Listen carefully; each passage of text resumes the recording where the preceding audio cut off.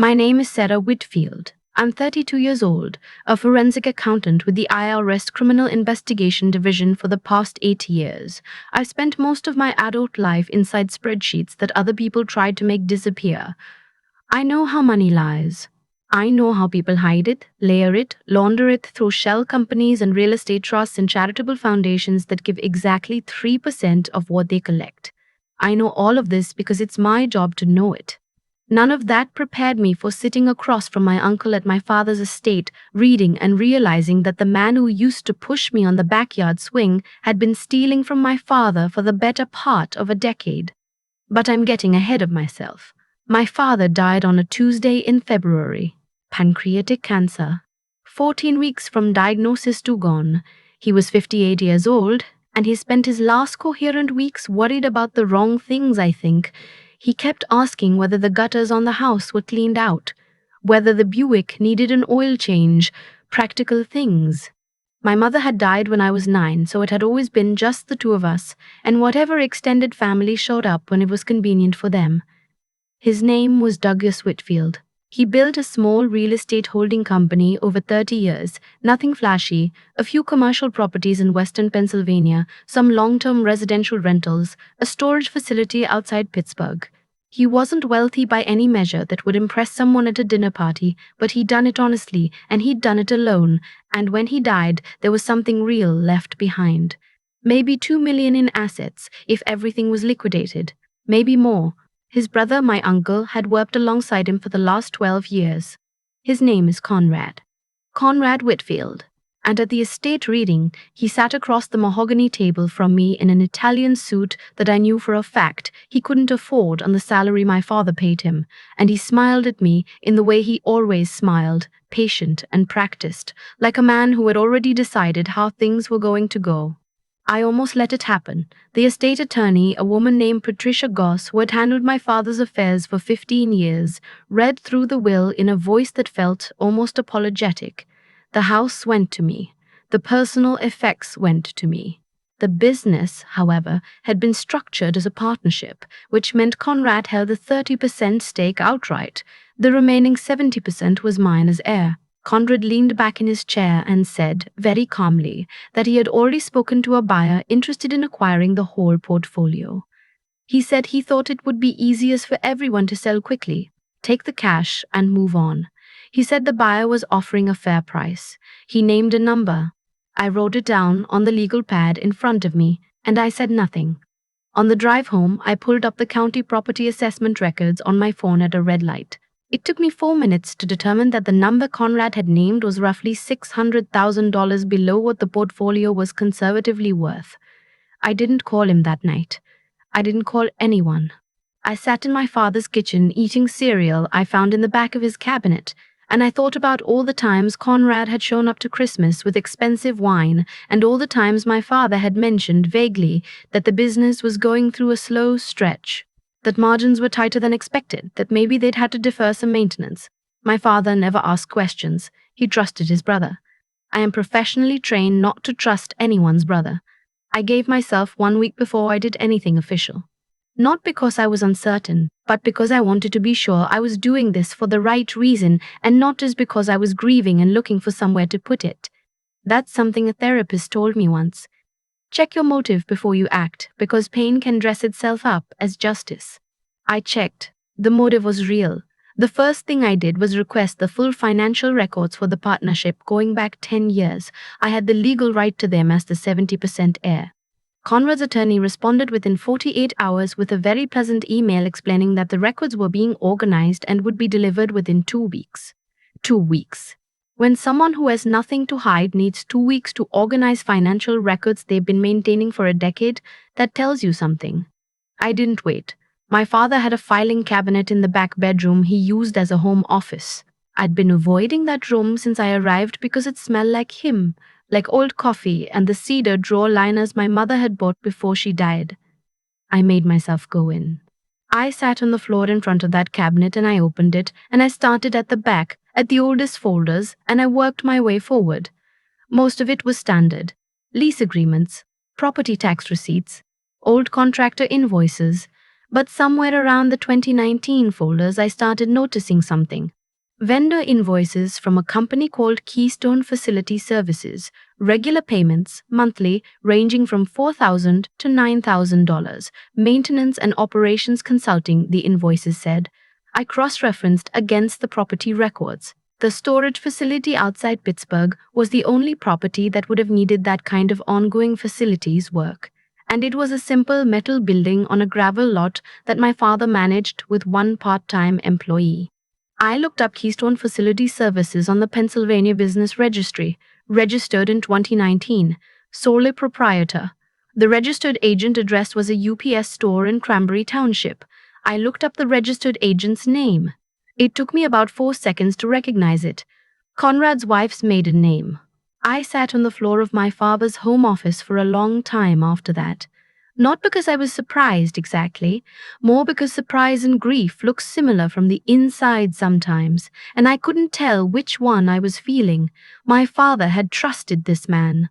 My father had shared an office with him, had Thanksgiving dinner with him, had called him when the diagnosis came in and cried on the phone. I know he did, because Conrad told the whole family about it at the memorial service, like it was evidence of what a close relationship they had. I took photographs of everything. Every Keystone invoice, every corresponding check register entry. I photographed the corporate registration documents I pulled up online. I photographed the property records. I made a second copy of all of it on a flash drive and mailed it to my own apartment before I did anything else. Then I called the one person I trusted completely. Her name is Jocelyn. She's my closest friend from graduate school, now a forensic auditor in DC. I called her on a Tuesday night and talked for 2 hours, and she said the same thing I already knew, which was, don't touch the assets, don't confront him yet, and document everything before the trail gets cold. Document everything before the trail gets cold. Document everything. That's the job. I know how to do that. What I wasn't prepared for was the conversation with my aunt. She came to the house 3 days after the estate reading to drop off a casserole. That's what my father's family did when someone died. They brought food and they talked around everything that mattered. She stood in the kitchen with her hands wrapped around a mug of coffee, and she looked at me with real warmth and said she hoped I knew how hard Conrad had worked for my father all these years. I said I was sure he had.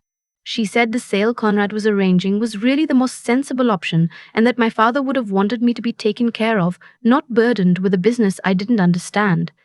I set my own coffee mug down very carefully. I told her I'd grown up watching my father build that business, and I understood it fairly well. I told her I had some questions about the financials before any sale could move forward. I kept my voice, even the whole time. She left 20 minutes later, and I stood at the window and watched her back out of the driveway, and I thought, she knows.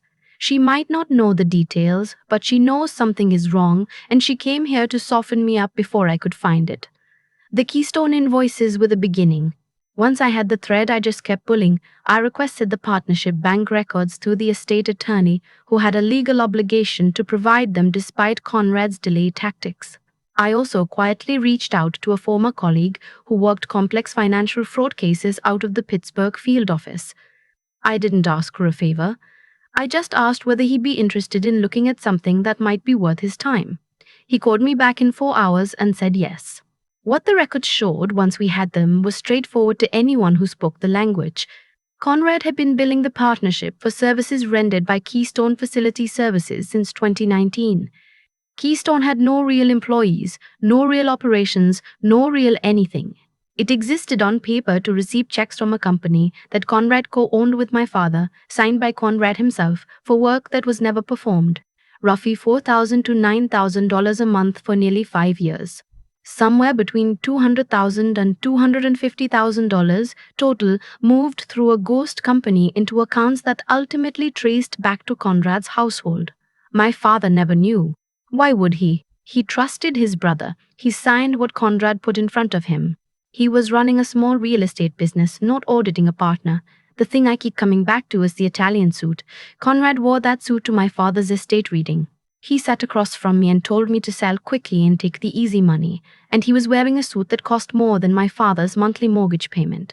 And my father spent his last weeks worried about the gutters. I didn't confront Conrad directly. That's not how this works. My colleague in Pittsburgh coordinated with the IRS Criminal Investigation Field Office and the U.S. Attorney's Office over the following 6 weeks. I stayed in communication, but I stepped back from the active investigation because I had a personal stake and I knew it, and I wanted this to be clean when it landed.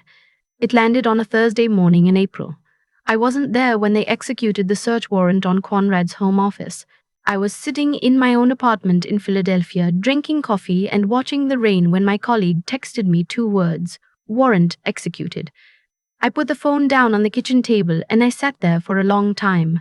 My aunt called me that afternoon. I let it go to voicemail. Her voice on the message was low and shaking. She said she couldn't believe I had done this to the family. She said my father would be ashamed of me.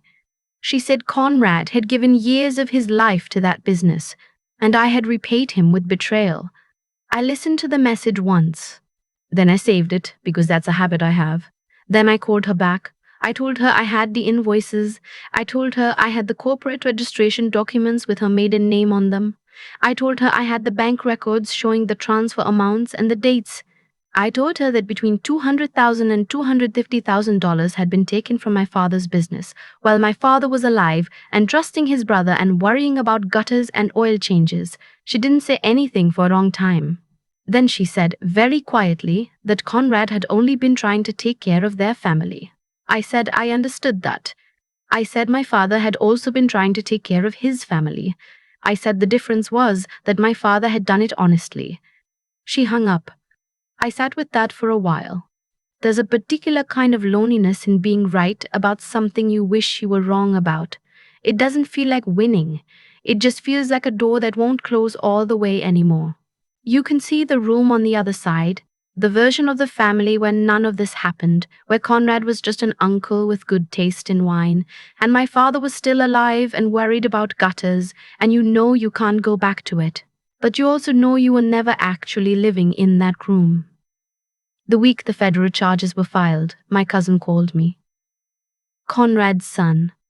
His name is Wesley. He's 36, and we were close as kids before distance and life made us strangers. He called from a number I didn't recognize, and when I answered he sounded like he hadn't slept in days. He said he needed to know if I had anything that showed his father acted alone. I asked him what he meant. He said his mother didn't know the details. He said she knew the money was there, but she thought it was legitimate consulting income, that Conrad had told her Keystone was a side business he ran on his own time with separate clients. He said he'd believed the same thing himself until 2 weeks ago.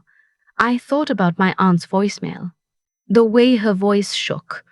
The way she said Conrad was only trying to take care of their family.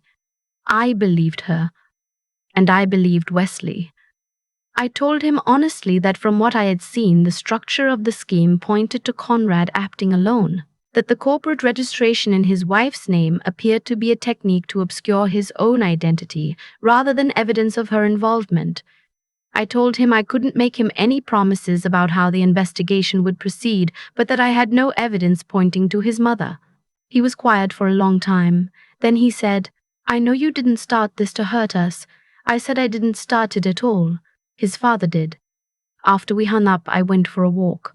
It was still cold, one of those early April days in Pennsylvania where the sky is clear and bright and the air hasn't decided to warm up yet. I walked around my father's neighborhood for an hour, past the houses he'd watched get built over 30 years, past the church he attended every Christmas Eve, whether he felt like it or not, past the elementary school I'd gone to when my mother was still alive.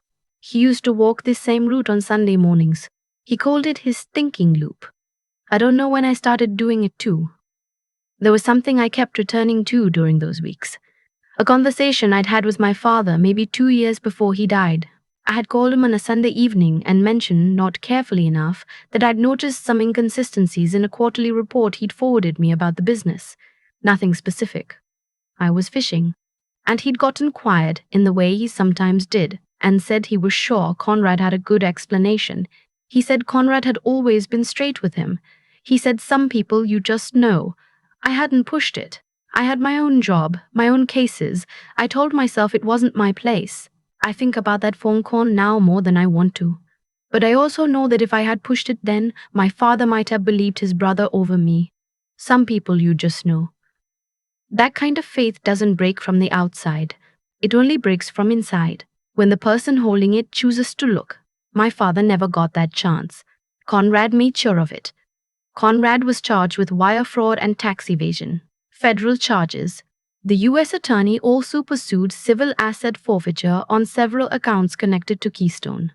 The criminal case moved through the system over the following 8 months, and on a Wednesday in November, he was sentenced to 41 months in federal prison and ordered to pay restitution totaling $227,000. His attorney argued for leniency on the basis of his age and his prior good standing in the community. The judge acknowledged both and sentenced him anyway. I sat in the second row of the gallery. Conrad's attorney had asked the court to consider a statement from Conrad before sentencing. Conrad stood in face forward for most of it. His voice was steady in a way that I had always associated with him, with that quality he had of seeming reasonable, no matter what he was saying. He said he'd made choices he couldn't justify. He said he told himself for years that he was owed more than he was getting, that his contributions to the business were worth more than his 30% reflected. He said he'd been wrong to handle it the way he did. He said he was sorry for what it had done to the family. He didn't look at me when he said it. I didn't need him to. Outside the courthouse, his attorney made a brief statement to no one in particular about appeals and cooperation with the restitution order. I stood on the courthouse steps in the November cold, and I thought about my father, about the gutters, about the casserole my aunt brought to the house 3 days after the estate reading, warm and well-meaning and delivered by a woman whose husband had been stealing from her brother-in-law for 5 years. She had called me twice more in the months leading up to sentencing. Both times she'd asked me to think about whether what I was pursuing was worth what it was costing the family. Both times I'd told her gently that the cost had already been paid by my father without his knowledge and that I was just accounting for it. The last time she called, she didn't argue. She just said she hoped I was sleeping all right. I told her some nights were better than others. She said the same was true for her. It wasn't forgiveness, but it wasn't nothing either. The restitution will take years to collect. That's the reality of these cases. The money doesn't come back clean and immediate. It comes back in pieces, garnished wages and asset liquidations over years of supervised probation. Some of it may never come back at all, but the portfolio is intact. The properties my father spent 30 years building are still standing. I made the decision not to sell, not to the buyer Conrad had been steering us toward, and not to anyone else yet. I'm learning the business slowly, working with a property management company and with my father's long-term tenants, most of whom knew him personally and seemed relieved when I called to introduce myself. One of the tenants at the storage facility, a man named Frank who had been renting a unit there for 14 years, told me he'd always thought highly of my father. Said he used to stop by sometimes just to check in, not about the rent, but just to see how Frank was doing. Said he seemed like a man who cared about doing things right. I thanked him and stood there in the cold gravel lot for a moment after we hung up, looking at that simple metal building on its flat piece of land, and I thought, yeah, that sounds about right. I wasn't asked to speak at any ceremony or give any statement to the press. There was no press, really. Wire fraud and tax evasion don't make the news the way other things do. It was a quiet case that ended in a courtroom in Pittsburgh on a Wednesday in November, and then I drove home. But I want to tell you something I've been sitting with since then, something that took me a while to find the words for. People ask me sometimes, knowing what I do for work, whether it's hard to go after someone you're related to, whether the job feels different when it's personal, and I always say the same thing, the job is the same. The numbers don't care who signed the checks. But that's not the whole answer. The whole answer is that it's hard in a way that has nothing to do with the job. It's hard because somewhere in the process, you have to grieve the version of your family that you thought you had. The uncle who pushed you on the swing. The aunt who brought casseroles. The cousin you were close to as a kid. You have to hold all of that in one hand and the truth in the other, and you have to decide what you owe each of them. I don't think I owe anyone a comfortable lie. My father spent 30 years building something real. He did it the right way, even when the right way was slower and harder. He trusted people he should have verified, and he paid for that trust in ways he never knew. The least I can do is make sure it counted for something. His thinking loop takes about 40 minutes if you don't stop. I time it most Sundays now when I'm back in Pennsylvania for the weekend, which is more often than it used to be. The gutters are cleaned out, the Buick has been serviced. The small details he worried about, I've been taking care of them. It's the least I know how to do.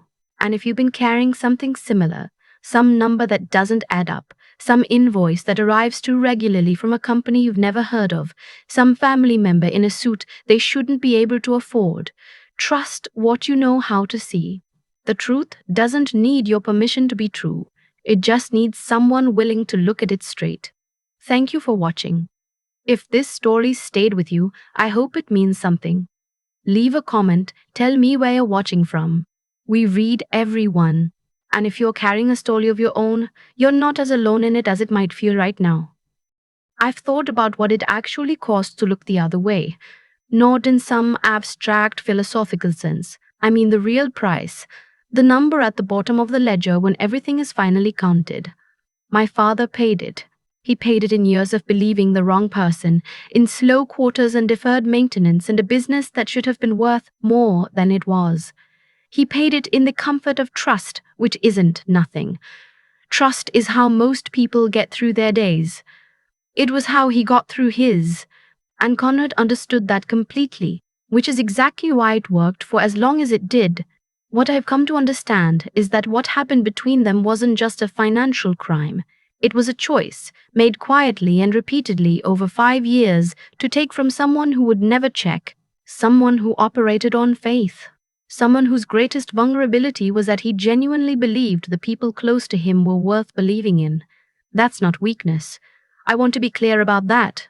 My father's trust wasn't a flaw. It was something real in him, something I actually respected and tried to inherit. The flaw was in the person who saw it and decided to use it. There's a thing I notice in fraud cases after enough of them. The people who steal from family almost always convince themselves they're owed it. Not that they're taking something that isn't theirs, that they're collecting an imbalance, collecting what should have come to them through some other means. Conrad said as much at sentencing. He told himself for years he was owed more than his 30% reflected. He turned a grievance into a permission slip, and then he cashed that permission slip for $227,000 while my father worried about gutters and oil changes. That's the thing about choosing dishonesty over a long period of time. It doesn't stay contained. It spreads into how you see yourself, how you justify the next thing and the thing after that. Conrad didn't start out deciding to steal from his brother. He started out deciding once to cut a small corner. And then that became the shape of who he was. I'm not saying this to be harsh. I'm saying it because I think it's actually useful to understand. The choices that define us aren't usually the big dramatic ones. They're the small ones, the ones no one is watching, the ones we make when we're alone with a checkbook and a company we registered under a name nobody recognizes. That's where character actually lives. What I hope Sera's story leaves you with, my story, is not just the satisfaction of the ending. I know that part lands well, and I'm not going to pretend it doesn't. Justice showed up, the numbers got corrected. The feds froze the accounts and the restitution order was signed, and Conrad went to federal prison for 41 months. There is something real and right about all of that, but what I carry forward is simpler than the outcome. It's the part where I sat on my father's floor and looked at the truth clearly, even though it hurt, even though I didn't want it to be what it was. That moment of not looking away, that's the only part I actually controlled. Everything else followed from it. You can't always choose what you find when you open the drawer, but you can choose whether you close it again and pretend you didn't see. My father built something real in his 30 years. He did it with patience and honesty and a kind of quiet persistence that doesn't get celebrated enough. And it's still standing. The properties are still there. Frank still rents his unit at the storage facility. I walk my father's thinking loop on Sunday mornings now, and the gutters are clean, and I know what I owe him. That's enough. It really is.